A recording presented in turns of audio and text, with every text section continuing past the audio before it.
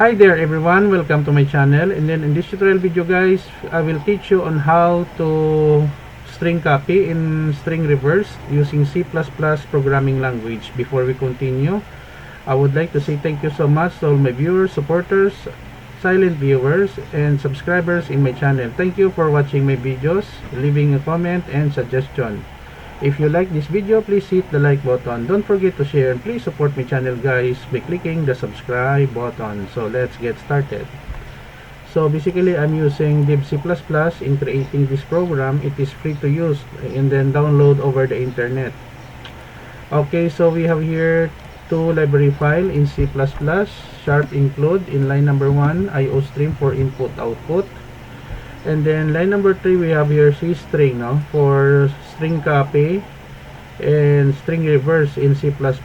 Using namespace in every C++, there is a using namespace. Int main, it is the starting and ending point of every C++ program. Left curly bracket, and then we have here two variable declaration, str1. The size of our array character is 50. The word is I love C++ programming. And then string number 2, str2 is 7. So we have here the title, string copy in reverse in C++. Line number 12 will be new line in line number 14. strn copy, we should copy string number 2 that is blank in string number 1, 10 characters.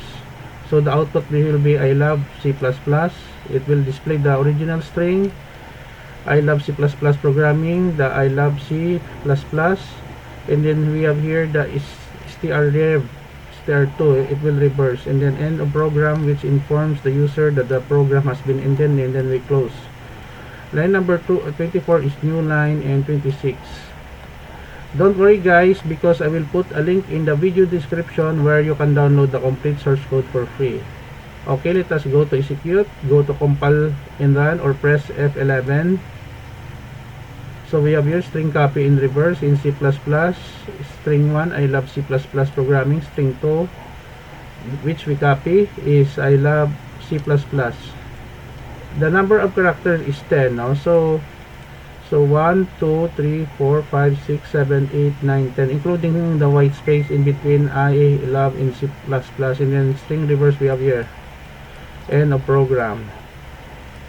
Okay guys, so this is the end of our tutorial video on how to use string copy and string reverse functions in C++ programming language. Thank you so much for watching guys. I will put a link in the video description where you can download the complete source code for free in my two websites. Don't forget to like, share, and please support my channel guys by clicking the subscribe button. See you in the next video tutorial guys. This is your friend Jake saying bye bye for now.